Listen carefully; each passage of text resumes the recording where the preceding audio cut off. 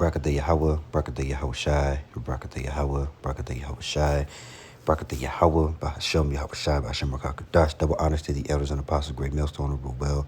I am not a member of Great Millstone. However, I've entered into their labors, peace, mercy, and blessings to the sincere brothers and sisters doing this wherever you are, whatever your lot may be. Coming at you with a quick one, Every so often I'll do one that's, really just a warning. Through the Spirit, I believe. I've titled this, Do You See It Now? If you haven't been, I don't know what to tell you, but I guess I'll title this, Do You See It Now? I'll play two clips. One I saw on YouTube from Elder Apostle Tahar. He said to go watch the video. Well, he said it was for the members of GMS, and I think I know kind of what he was doing by making these other camps, because they just want to be contrary. That's what it looks like. So I thought that was really well played on his part, because now you can see it is very, very clear that this thing here. Come on, Samuel. Hold on.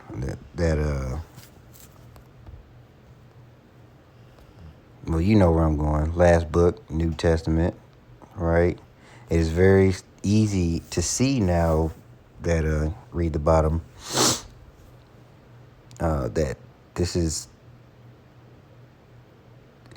what it is. I'm trying to figure out a way to say it without saying it, but it's very, very clear now, and we are moving ever so gracefully, even though he's still kind of dragging his feet. But we're moving into those times slowly but surely, and then what a difference a day could make.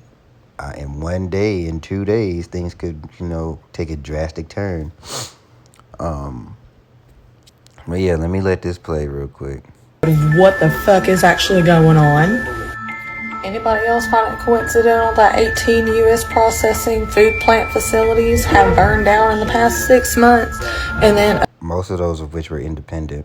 Azure's headquarters burned down yesterday? I'm guessing y'all remember, for the past 6 months, the news has just been saying food shortages, food shortages, food shortages.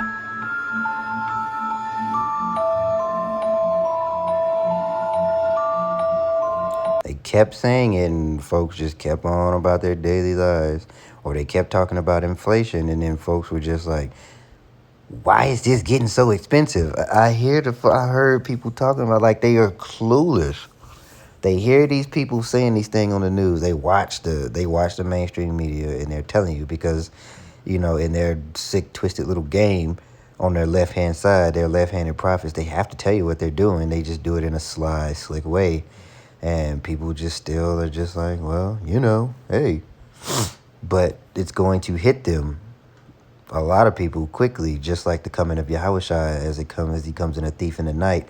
So will calamity fall on people. And that is where you have in the book of 2nd Ezra, where it talks about people starving and falling by the sword. And a man shall desire to go into a city and not be able to.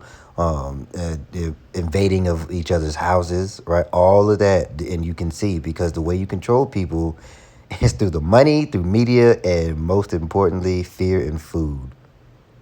Those are very powerful control tools or techniques or manipulation tactics. So the Lord is allowing all of this to happen because the idea is for it to be impossible. If you could find your own way out, you would. But for those of us, Isaiah 10 and 20, we can just go. Isaiah 10 and 20, for those of us who no longer stand upon him that smote him, stand upon him that smote. I'm getting it. I don't want to just quote it and mess it up. Isaiah 10 and verse 20, and it shall come to pass in that day that the remnant and such as are escaped of the house of Jacob shall no more again stay upon him that smote them, but shall stay upon the Lord, the Holy One of Yasharallah in truth. And what does that take? A great deal of faith. A great, insurmountable, immeasurable amount of faith that can only be given to you as a gift through Yahweh Bashem Yahushai. And you get that and you earn that by obedience and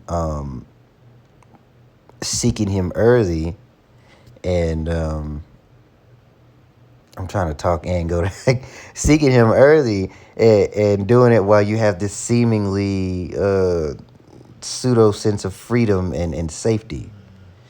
Because nobody's going to listen, no, I wouldn't listen to somebody if I've been telling them for years, hey, for example, so-and-so is going to come steal your bike.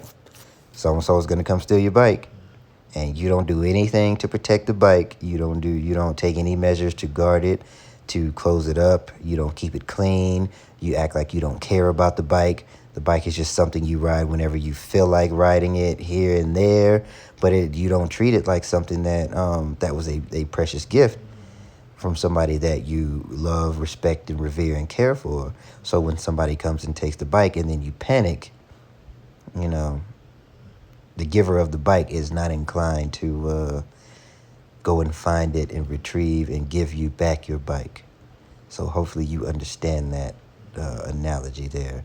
All right, so Hebrews 11. I did another lesson previous to this one. Go in here, but faith is going to be a very, very key component for all of us.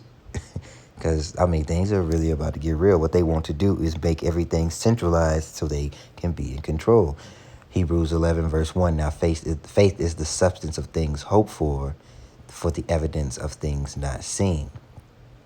So you're not going to see a way out with your carnal eye, but the way out is going to be made by Yahweh Bashim Yahushua. And if you don't believe that, you'll just be stuck and destroyed. I don't know what to tell you. So this video is called The Real Reason They Want to Ban Cash. I'm not going to let it play very long. You need to go watch it, the whole thing, and you'll see why I put this and the other one together, because it's all about centralizing points of what people do. So centralizing the food, centralizing the currency to a single point of failure, and which is, them folks. Resources and put them into the financial economy, because now this. So in this part, he's talking about getting rid of the little guys and pretty much, the age-old story, or the age-old adage of big bank take little bank. So these small unions, these credit unions and things like that, these private banks, not private banks, these smaller bank, the ones that are in certain cities but not everywhere else, they're just going to make it impossible for those banks to do anything and then or to survive, and then they'll just fall into a parent bank or a parent central bank, a parent company. And what I want. No, I don't think so. They let them fail. The central banks have then wiped out the small banks and the big banks, so they are now the only game in town. They have one. So what happens when there's only one? It's like when you on a road trip and you ain't getting no damn gas, and there's only gas station on the interstate for the next 70-something miles. Gas higher than a bitch, ain't it? You see how that works? 100% control of the money and the credit. If they control the money and the credit, they control you. Boom. And I'm not going to let any more play. You need to go watch that, because he says something very interesting. Speaking of, hey, what do we got here?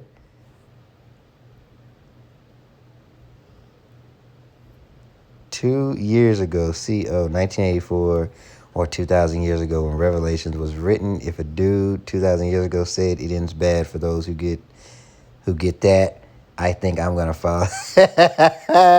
Call hello, y'all about should be out. Hey, man, you see it, okay? Like I said, it's plain as freaking day. There's no way anybody should be able to, well, they can't tell you if you have the hopeful elect, and you are given the eyes to see and the ears to hear. But shouldn't nobody be able to tell you that this thing is a philosophy, that what's coming is anything other than, you see, he said it right here, CO. it ends bad for those who get CHIPPED. So,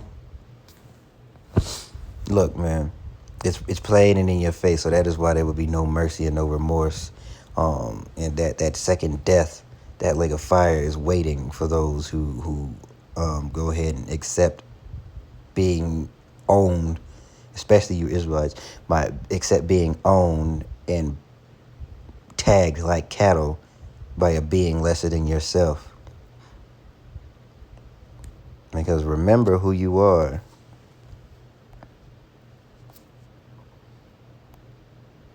Remember who you are. Deuteronomy 7:6, for thou art an holy people unto the Lord thy power. The Lord thy power hath chosen thee to be a special people unto himself, above all people that are upon the face of the earth. All right, the Lord did not set his love upon you, nor choose you, because ye were more in number than any people, for ye were the fewest of all people, but because the Lord loved you, and because he would keep the oath, which he had sworn unto your fathers, hath the Lord brought you out with a mighty hand, and redeemed you out of the house of bondmen, from the hand of Pharaoh king of Egypt. And he will deliver you from the bondmen out of the house of, or he'll deliver you out of the house of the bondmen, from the hand of Pharaoh, which is spiritual Egypt now, or of Babylon, king of Babylon. He's going to deliver you all the same. Much more spectacular, of course.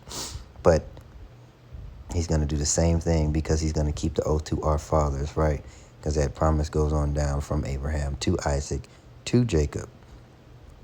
And you can actually, I don't quite know where it is, but all throughout the scriptures, you see Abraham, you see Isaac, and you see Jacob, whose name was changed to Israel, who is progenitor of the 12 tribes, in which the promises and the covenant and the law, right, all of those things pertaining unto us. So, with that being said, this was just a quick warning. Can you see it now? Shalom.